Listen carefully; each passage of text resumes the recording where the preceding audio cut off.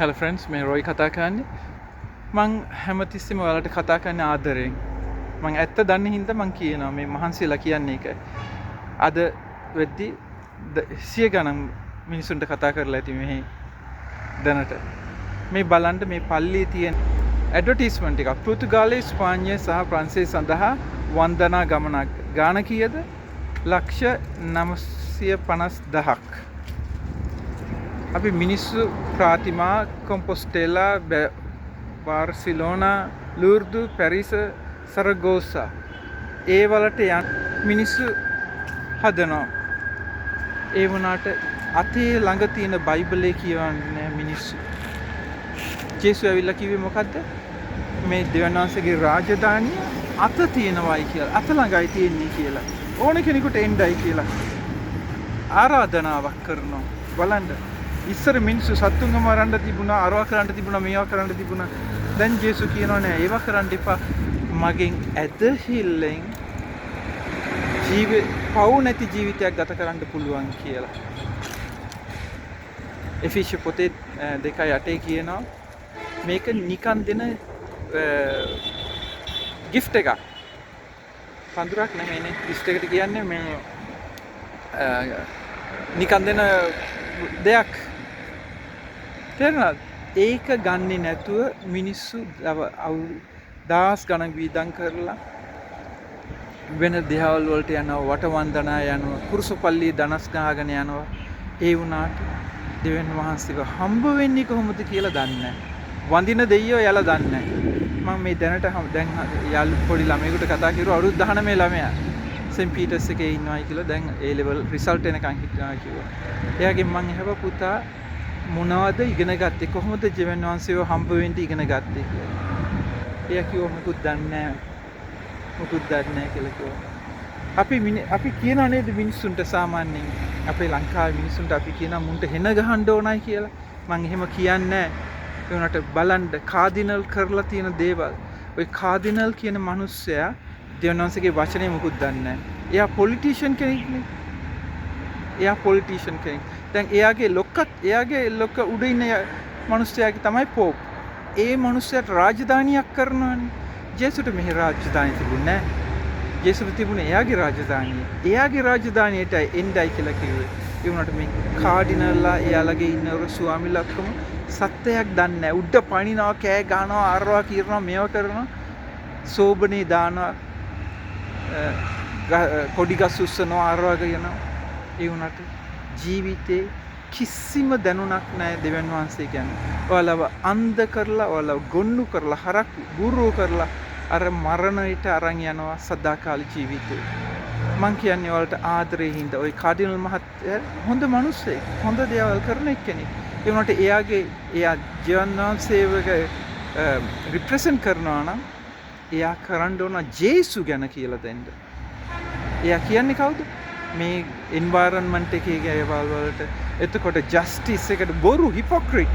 එයාලා ජස්ටිස් දෙන්නේ අනිත් මිනිස්සුන්ට. මට ජස්ටිස් දුන්නාද? නෑ නේද? ඔය සෙමිනරි කොල්ලෙක් ඉන්නවා චමින්දුද මොකද කියලා. එයාලා පොඩි කාලේ ඉඳන් සෙමිනරි ඉද්දි මහා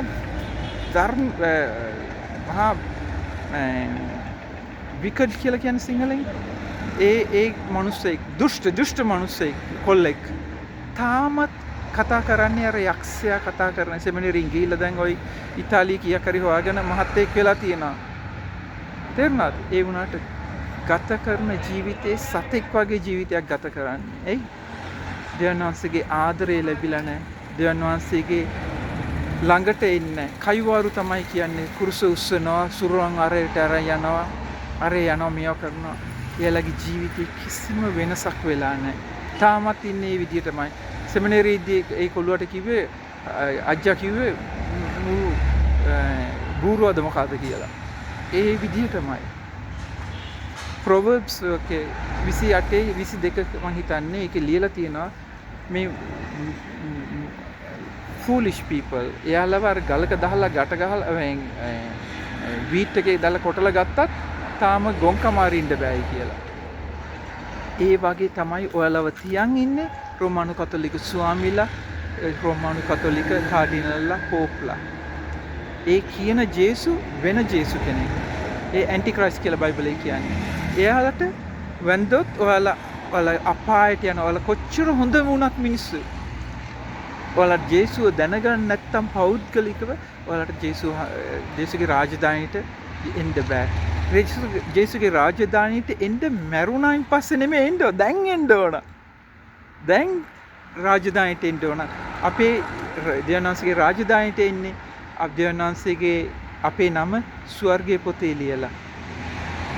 ඒක කියලා දෙන්නේ අනිත් දේවල් ඔක්කොම අර බොරු යනුන්ගේ ඇටවල් ගණන් කරනවා, අර සුරුවන් වලට වඳිනවා, මේ සුරුවන් වලට වඳිනවා, මේ හොඳ වැඩ කරනවා, ඉස්කෝල දාලා තියෙනවා. බලන්න අවුරුදු 19 ළමෙක්, අවුරුදු 19 කොච්චර දුකක්ද. ඒ ළමයා අද මරුණොත් අපායට යන්නේ. ඇයි? ඒ ළමයා ආත්මයෙන් ඉපදිලා නැහැ. දෙවියන්වහන්සේ කිව්වේ මොකක්ද? ආත්මයෙන් ඉපදෙන්නයි කියලා. ආත්මයක් නැහැනේ. ඒ යකාගේ ආත්මයෙන් කරන්නේ. කයිවාරු ගහනවා, උඩ පනිනවා, අරවා කරනවා, මේවා කරනවා, බන කියනවා.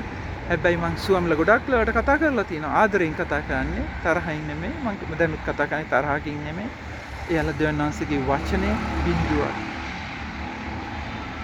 බිඳුවයි. ඔයාලා කොහොමද දෙවියන්වහන්සේගේ රාජධානියට එන්නේ?